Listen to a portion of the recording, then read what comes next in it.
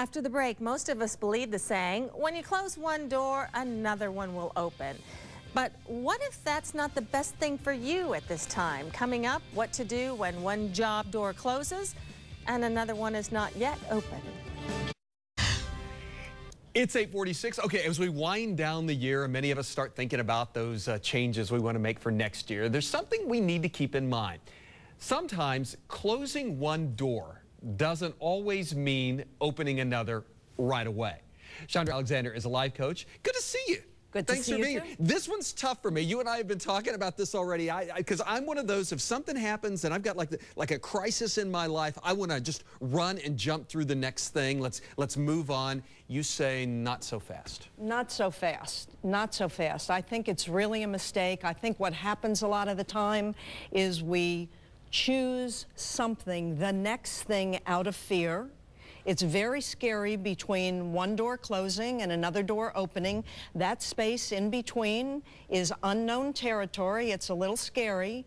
So we get bad advice, and the advice is choose something rather than nothing, and that's not true. And we should mention, this is not just about jobs. Not just about jobs. This is about everything in life. This is about relationships as well. If a relationship ends, exactly. Are you saying just give yourself some time to breathe, learn, well, think? I think that space in between the two doors is really where we create. It is the most potent space of all.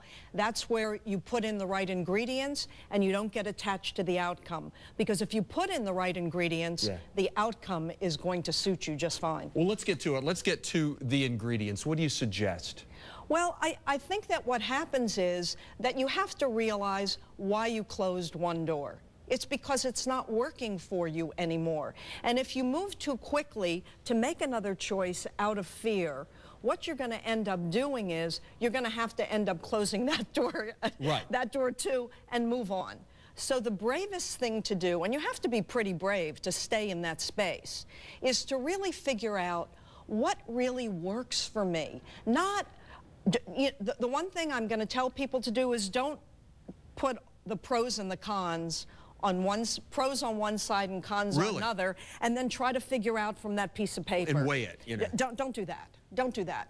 The most important thing to do is to feel what that new place would feel like. Because if you can feel it, then you can create it. So let me ask you this. Okay, and I understand what we're saying here. You need to be open to change. You need to not fear the unknown and all that sort of thing. But what if it's a job and you just got to put food on the table? I mean, does that make it different?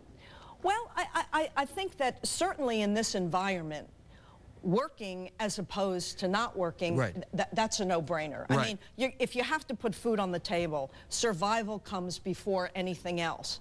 But understand that at some point, if that new job isn't a match for who you are, you're then going to have to close that door and at some point open another. And what I'm really talking about here is when something doesn't work for you anymore and you realize that it's no longer an option and you have to move to a new place. What do you do if you have the time to be able to figure this out? And in a lot of times, and I know you would say this, a lot of times, if you're in a position where you can't allow that to happen, you may find out a whole lot more stuff about yourself, and you may find a new path. Well, what happens is that, I don't know if this has ever happened to you, but it happens to me all the time. Sometimes I decide I want something, and then I'm surprised because the universe delivers something that I never even thought was imaginable and is so much better than what I could have put together. So when you put in the right ingredients, that's your job. And then you sit back and you have to say, okay, now I'm going to just let it rip and see what happens. Because if you're too rigid about how it's going to play out, sometimes the best opportunities come right by you and you miss them. We're going to leave it there. I love it, though. It's good to see you. Good Thanks to for see being you, here. too. It's Have a happy pleasure. Thanksgiving. You too. All right. Have a great Maybe Thanksgiving. At your house, too. I'm not sure. We have a link to Chandra's website. Lots of life and relationship advice at myfoxtampabay.com. Look under the Good Day section. I love you. Thanks for being here. It is 8:50 right now.